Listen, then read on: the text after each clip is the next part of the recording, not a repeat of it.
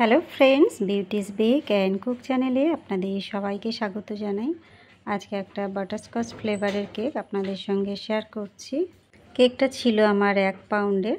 আমি প্রথমেই 3টে লেয়ারে কেটে কেক স্পঞ্জটা ভাগ করেছি। তারপরে প্রতিটা লেয়ারে ক্রিম দিয়েছি, ক্রাম কোট করে প্রায় 10 মিনিট ফ্রিজে রেখেছিলাম।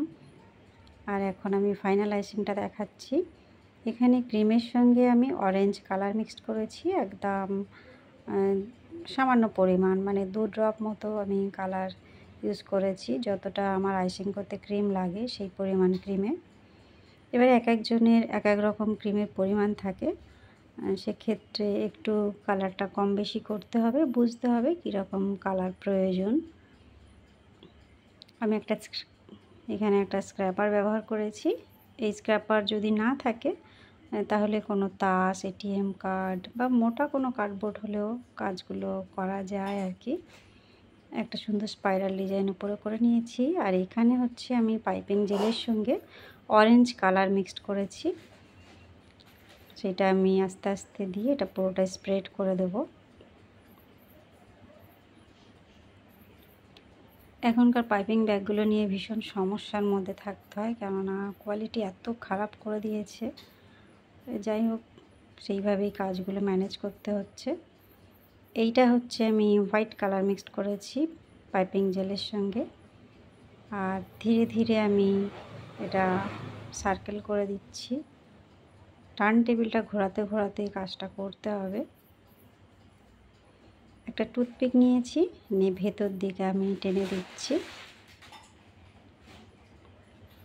এই ডিজাইনগুলো দেখতে বেশ ভালো লাগে, বাটারস্কচ কেকের জন্য যেন একদম উপযুক্ত। কিছুটা বাটারস্কচ ক্রাঞ্চ নিয়েছি। এটা আমি কি বলবো, যেরকম বাদাম ছাপা আমরা বানাই নর্মালি সেইভাবেই করেছি। আমি কাজু বাদাম দিয়েই এটা বানিয়ে থাকি আর কি, এতে টেস্ট অনেক বেশি ভালো লাগে। এবারে যার যেরকম বাজেট, অনেকে নর্মাল বাদাম দিয়েও করেন, তবে আমি সবসময় কাজু বাদামটাই ইউজ করি, এতে খেতে বেশি সুন্দর লাগে আর কি, পুরো টেস্টটাই চেঞ্জ হয়ে যায়।